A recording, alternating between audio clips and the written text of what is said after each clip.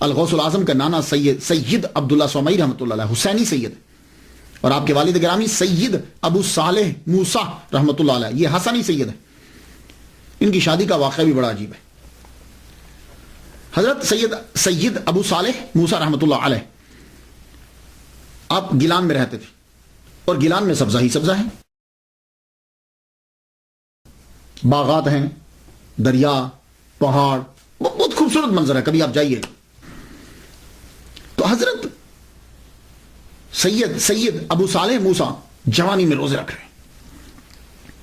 تو روزہ رکھتے ہوئے آپ چل رہے ہیں ایک دریا کے ساتھ ساتھ۔ میری بڑی کوشش تھی بچپن سے میں تلاش کروں کہ یہ دریا کون سا ہے کہ جس دریا کے کنارے آپ چل رہے ہیں۔ تو جب میری ریسرچ یہ ہے کہ وہ دریا جو ہے وہ ہراز ریور ہے، یہ گیلان کے اندر ہے، اور اگر آپ اس دریا کو جا کر دیکھیں تو یہ دریا اب بھی گلیوں محلوں سے گزرتا ہوا نظر آتا ہے۔ اس کی مثال میں آپ کو دیتا ہوں۔ کوئی دریا جب پہاڑی رستوں سے نکل رہا ہونا تو تب جا کے دیکھیے گا اس کو، یا آپ کبھی کینیڈا آئے ہوں تو کینیڈا کا بھی دریا جو ہے نا وہ بھی اسی طرح سڑک کے ساتھ ساتھ گزرتا جاتا ہے، تو وہ بالکل شفاف پانی ہو جاتا ہے، اتنی گہرائی نہیں ہوتی، نالے کی طرح نکلتا جاتا ہے۔ تو یہ ہراز دریا بھی بالکل اسی طرح ہی ہے۔ تو ہراز دریا کے کناروں کے اوپر باغات ہیں، یہ بات یاد رکھیے گا، اور یوں نکلتا ہے، ایسا لگتا ہے جیسے گلیوں میں سے گزر رہا ہے۔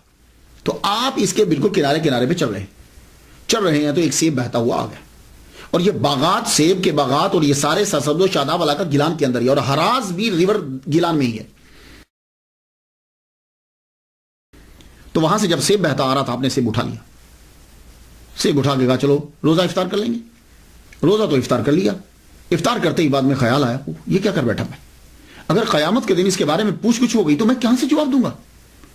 آپ سوچنے لگے کیا کروں، ایک دم خیال آیا کہ یہ ادھر سے آ رہا تھا، مخالف سمت میں چل پڑے، جدھر سے وہ آ رہا تھا سیب۔ تو اب جب وہ چل پڑے تو ایک جگہ پہ پہنچے، ابھی بھی آپ جا کے دیکھیں تو ہراز ریور کے گرد میں باغات اور شاخیں اور درخت آپ کو نظر آئیں گے۔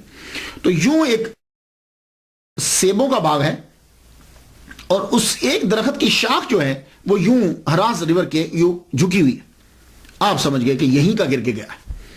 آپ کھڑے ہو گئے، دروازہ کھٹکھٹایا، اندر سے ملازم آیا، جی آپ کو کس سے ملنا ہے؟ کہا مجھے اس باغ کے مالک سے ملنا ہے۔ کیوں، خیریت ہے؟ کہا سیب کھا لیا اس باغ کا تو معافی مانگنے آیا۔ ملازم کی بھی عمر گزر چکی تھی، نوجوان کا چہرہ دیکھتے ہوئے اچھا، حیران ہوتا ہوا واپس چلا گیا۔ جا کے اندر مالک کو بتایا، مالک باہر ایک نوجوان آیا ہے، ہمارے باغ کا کہیں سیب گر گیا تھا دریا میں، کہتا ہے کہ مجھے معاف کروانا ہے۔ آپ بھی مسکرائے، کہا کہ اچھا۔ آپ آئے دروازے پہ، دروازہ کھولا، سب سے پہلے لڑکے کو یوں سر سے لے کے پاؤں تک اسے دیکھا، دیکھے پوچھ لیں تمہارا نام کیا ہے؟ کہا میرا نام جو ہے وہ سید ابو صالح موسیٰ، امام حسن کی اولاد سے ہوں۔ تو کیا کہہ رہے تھے تم؟ کہنے لگے حضور میں نے آپ کے دریا کا، یہ آپ کے باغ کا سیب جو ہے وہ بہ رہا تھا، میں نے اٹھا کے کھا لیا ہے، معافی مانگنے کے لیے آیا، اور چونکہ میں تندرست ہوں اس لیے لفظوں سے معاف نہ کیجئے، مجھے کچھ کام کہیے میں وہ کر دوں تاکہ میرا جرم معاف ہو جائے۔ دیکھ لیں کہ یعنی صرف لفظوں سے مت بولیے، کیونکہ میں تندرست ہوں، میں کام کر سکتا ہوں، سزا دیجئے۔ تھوڑی دیر سوچتے رہے، کہنے لگے اچھا 2 شرطیں، پہلے ایک پوری کرو، جب ایک پوری ہوگی تو دوسری بتاؤں گا۔ کہنے لگے اچھا بتائیے پہلی کیا ہے؟ کہنے لگے تیرے سیب کا جرم معاف کرنے کے لیے پہلی شرط یہ ہے کہ تم 8 سال یہاں کام کرو۔ اب ایک کتاب میں نے 1 ماہ بھی پڑھا ہے، لیکن یہ مدت مجھے لگی نہیں، 8 سال یا 12 سال، اور باقی دوسری شرط کو دیکھتے ہوئے یہ 8 سال کی مدت جو ہے یہ مجھے ذہن میں آتی، دل کو لگتی ہے۔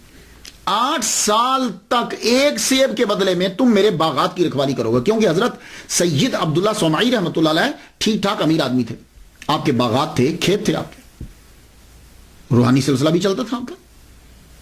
کہا تو میرے باغات کی رکھوالی کرو گے تو آپ نے کہا کہ تو پھر تمہیں دوسری شرط بتائیں گے. اللہ اکبر. 8 سال تک آپ نے ان کے باغات کی رکھوالی کی. ایک سیب کتنے کا ہوگا؟ 8 سال کے بعد آپ حاضر ہوئے. حضور میرے 8 سال پورے ہو گئے. کہا ہاں بہت اچھا کام کیا تم نے. یہ اصل میں 8 سال کے اندر تربیت کر دی, پوری کی پوری تربیت کر دی. کہنے لگے بہت اچھا کام کیا تم نے. اب دوسری شرط ہے, لیکن سنو اگر یہ شرط پوری نہ ہوئی تو پہلی ضائع. کہنے لگے حضور بولیے. کہا سنو غور سے سنو, دوسری شرط یہ ہے کہ میری ایک لڑکی ہے, اس سے تمہیں شادی کرنا ہے. اور غور سے سنو, وہ ایک طرح سے اندھی ہے, بہری ہے, لگلی ہے, لنگڑی ہے, گونگی ہے. یہ لفظ ایک طرح سے سنے, لیکن جب آدمی بولتا ہے تو آدمی کا دھیان بڑی چیز پر ہوتا ہے, وہ بیچ کے لفظوں میں سے نکل جاتا ہے. آپ نے بڑی تیزی سے فرما دیا ایک طرح سے گونگی ہے, اندھی ہے, لولی ہے, لنگڑی. تمہیں شادی کرنا ہے اسے. کہا جی پھر میرا یہ جرم معاف ہو جائے گا؟ آپ نے فرمایا ہاں پھر ہم معاف کر دیں گے. اللہ اکبر جل شانہ. نکاح پڑھا دیا گیا. اب جب نکاح ہو جاتا ہے تو شاید ظاہر ہے کہ آپ کمرے میں گئے. جو ہی کمرے میں گئے, اب نکاح تو ہو گیا. کمرے میں جب گئے تو انٹر ہوئے آپ, تو سامنے آپ کی زوجہ محترمہ جو ہے وہ کھڑی. آپ نے پہلی نظر جب ڈالی تو پہلی نظر اتنی خوبصورت, اللہ اکبر جل شانہ. اب دوسری منع ہوتی, اب ایک دم سے منہ پھیرا اور پھیرنے لگے تو پیچھے سے آواز آئی آپ میرے خامد ہیں, رکیے, آپ کا یہ نام ہے. آپ نے فرمایا اس کا مطلب ہے کہ یہ دیکھ بھی سکتی ہے اور آواز بھی آ رہی, بول بھی سکتی ہے. ایک دم سے جب یہ تیزی سے دوڑے, دروازے سے نکلے تو آگے ہی حضرت عبداللہ سمعی رحمۃ اللہ علیہ کھڑے تھے. لگتا ہے کہ ان کو معلوم تھا کہ یہ ضرور ہوگا. آپ ان سے ٹکراتے بچ گئے. میں بیٹے کیا ہوا؟ کہ حضور آپ نے تو فرمایا تھا کہ وہ ٹانگیں نہیں ہیں تو کھڑی تھی وہ تو, اور بازو بھی, میری نظر پڑی بازو بھی ہیں, اور آپ نے کہا تھا کہ وہ اندھی ہیں تو مجھے دیکھا ہے انہوں نے, اگر دیکھتی نہیں تو آواز کیسے آتی, اور گونگی بھی نہیں ہے, مجھے آواز دی انہوں نے. آپ نے فرمایا بیٹے جب میں بات کر رہا تھا تو میں نے جھوٹ نہیں بولا تھا, میں نے کہا تھا ایک طرح سے, تم نے ایک طرح پہ دھیان نہیں دیا. اور سن, میں نے اسے کیوں کہا تھا کہ گونگی ہے؟ آج تک میری بیٹی نے کسی غیر محرم سے بات نہیں کی, آج تک میری بیٹی نے کسی غیر محرم کی بات کو سنا بھی نہیں ہے, آج تک میری بیٹی نے کسی غیر محرم کو دیکھا بھی نہیں ہے, آج تک میری بیٹی نے کسی غیر محرم کو چھوا بھی نہیں ہے, اور آج تک میری بیٹی کسی غیر محرم کے گھر میں پاؤں سے چل کے بھی نہیں گئی. اللہ اکبر جل شانہ. آپ نے فرمایا یہ تیری ہی بیوی ہے, میں نے تیرا ہی نکاح اس کے ساتھ پڑھا ہے. موسیٰ جنگی دوست جیسا باپ ہے, فاطمہ جیسی ماں ہے, تو بیٹا عبد القادر گیلانی رحمۃ اللہ علیہ کیوں نہیں پیدا ہو؟ شادی ہو گئی. اب یہاں میں تلاش کرتا ہوں تو کتب میں مجھے نہیں ملتا کہ وہ شادی کے بعد وہیں رہے یا کہیں اور رخصت ہو گئے, لیکن میں نے جتنا پڑھا ہے اور باتوں سے اندازہ مجھے یہی ہوتا ہے کہ آپ وہاں سے گئے نہیں. ہاں آپ کے نانا جو ہیں, الغوث الاعظم کے نانا جو ہیں, انہوں نے مکان علیحدہ لے دیا, یہ ہے وہی رہے, سسر کے پاس ہی رہے. 60 سال جب عمر ہو گئی تو اللہ تعالیٰ نے احسان کیا, الغوث الاعظم کی ولادت ہوئی. اور یہ بھی بہت بڑی کرامت ہے. 60 سال کی عمر کے اندر بچے کی ولادت ایک ناممکن سی بات ہوتی ہے, یعنی مشکلات میں آ جاتا ہے. اور آپ کی یہ کرامت ہے کہ جب آپ کی 60 سال عمر ہوئی تو اللہ تعالیٰ نے آپ کو بیٹا عطا کیا. اور وہ بیٹا کون ہے؟ وہ بیٹا دنیا میں مشہور ہوا الغوث الاعظم شیخ سید عبد القادر گیلانی رحمۃ اللہ علیہ.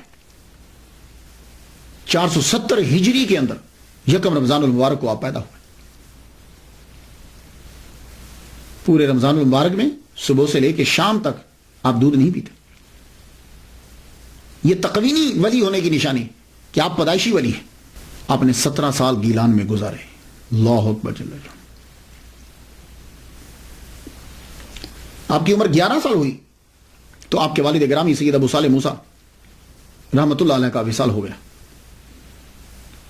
481 ہجری میں آپ کا وصال ہوا اور آپ کو گیلان میں ہی دفنا دیا گیا. وہیں آپ کی قبر ہے.